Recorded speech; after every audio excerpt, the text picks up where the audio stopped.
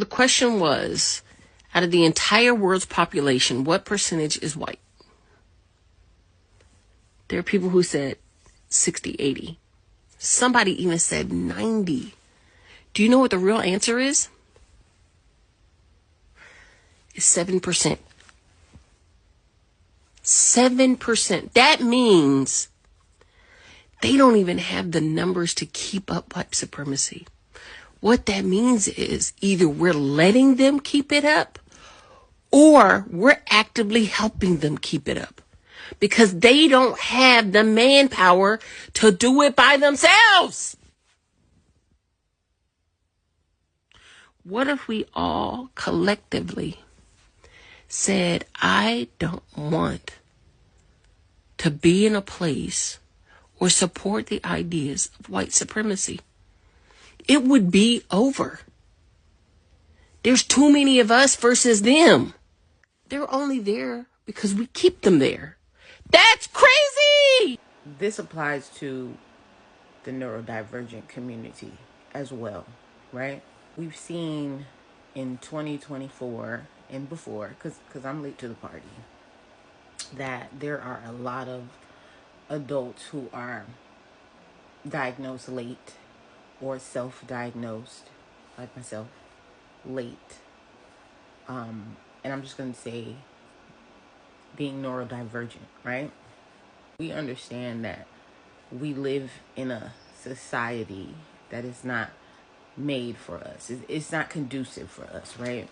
I just predict, and I think it's not a, I just think it's an obvious prediction that there's going to be a lot more people being late diagnosed, right?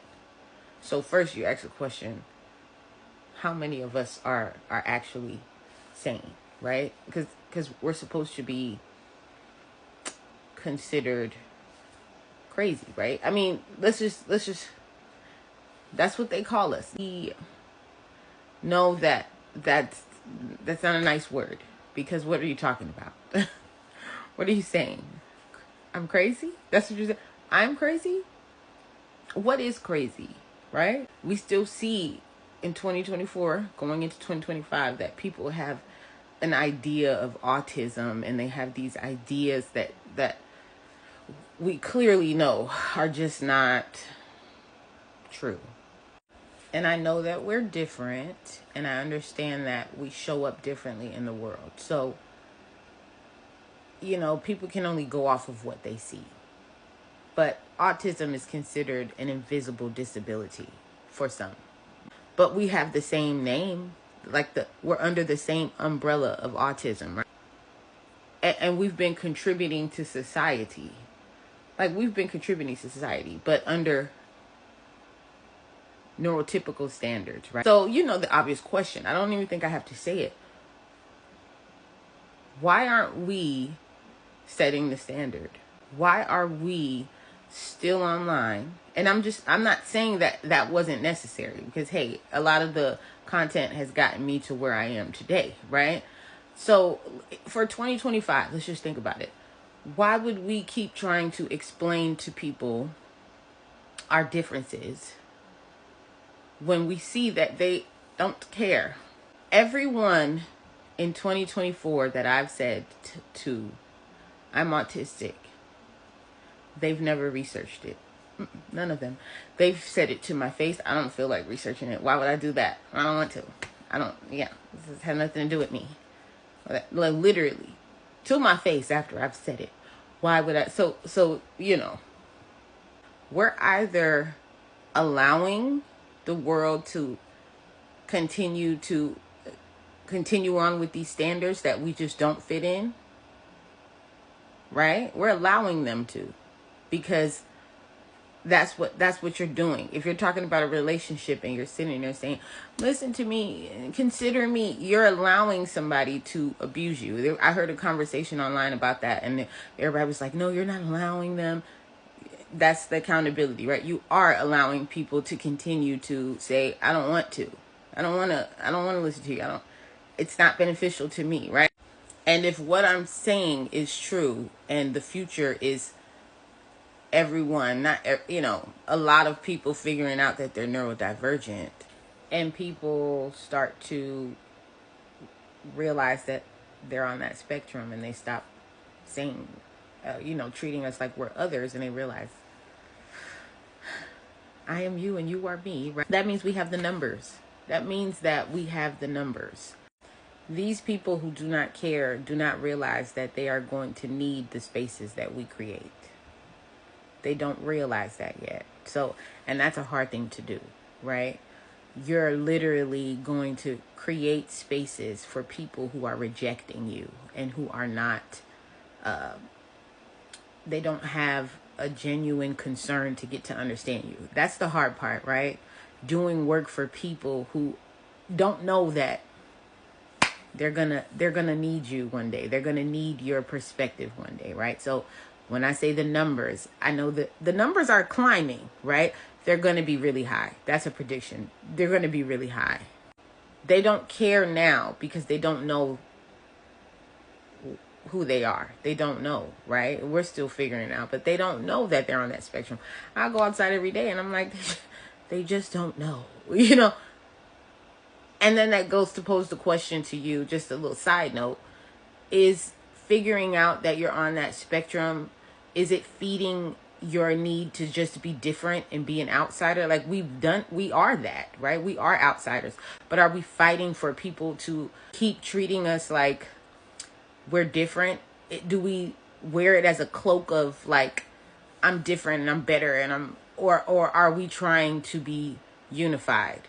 That's the question. That's why I asked before on this page, what is the purpose of people making content? Are you making the content so people can look at you and you say, oh, I'm so different, look at me, I'm so different? Or are you trying to educate them so that you can fit into a society that is uncomfortable for you? The numbers are climbing, so we will have the numbers, right? Right now you don't. Isn't that a beautiful thing? Isn't that, you guys take it and run with it in your mind, right? But isn't that a beautiful thing that you can be the founding fathers of something?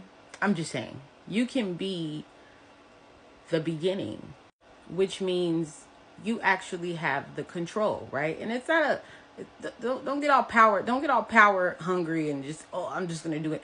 I'm saying be responsible, but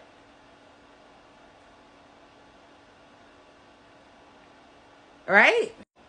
What if autistics, she said in the video, and neurodivergent people who are uncomfortable in this world ask themselves, what can we do collectively? Y'all heard her. What can we do collectively to make it comfortable for us, right?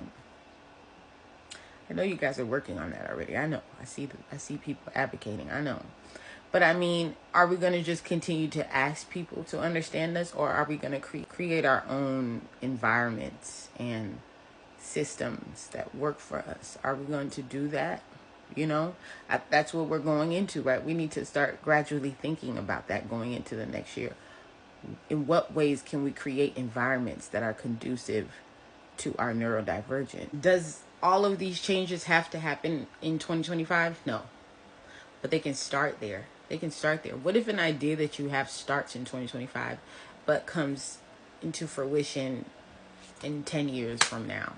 You're still being effective, because if the numbers are climbing and your age, right, and you lived the life to get to this point, that means that we hope to be alive in the future. So it doesn't all have to happen this year. That's not what I'm saying.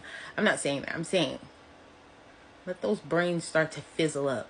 Let them start to fizzle up however it is that you feel like you can contribute. Not only for us, but our neurodivergent children. I got 2 of them out there, right? So we have to think about the future. We cannot just think about ourselves, because maybe what you start, life is life, We don't know what's going to happen. We don't know where life is going to take us, or if we're still going to be here to witness these things. But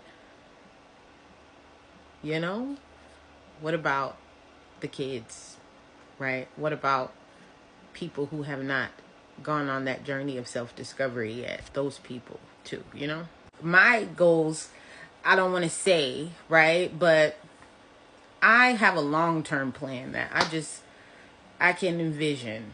And hopefully that's why I call you guys visionaries. Hopefully you guys, you know what I mean? Let's get those brains, stirring.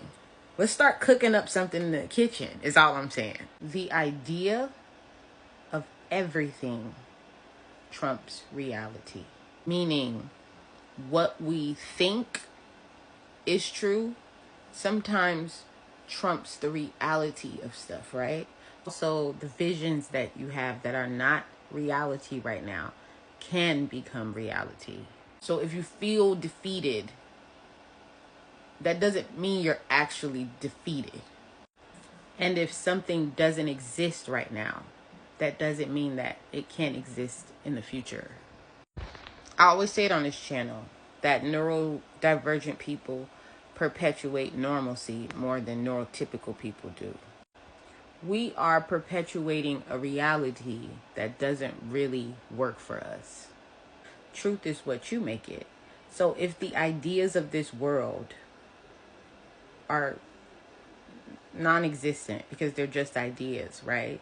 Why not take your ideas, because they're non-existent too, and create an actual reality? We are constantly trying to fit in a reality that doesn't work for us. I think neurodivergent people kind of speak the same language, right? It feels good to talk to people who understand. So we understand each other. What I'm witnessing is everyone understands each other, but we're all focusing on different things. We're all talking about different things. Kind of the same thing on the grand scheme of things, but it's we're talking about different things that are important to us. But what if we come to an understanding that we are going to start talking about a universal truth, a truth that is universal to all autistics and all neurodivergents in the different categories. We need a truth that is universal to all of us, and then perpetuate that. That is the solution, right? And I say solution, nothing's definite, but I think that's what we need to be working on in 2025, a universal truth for us.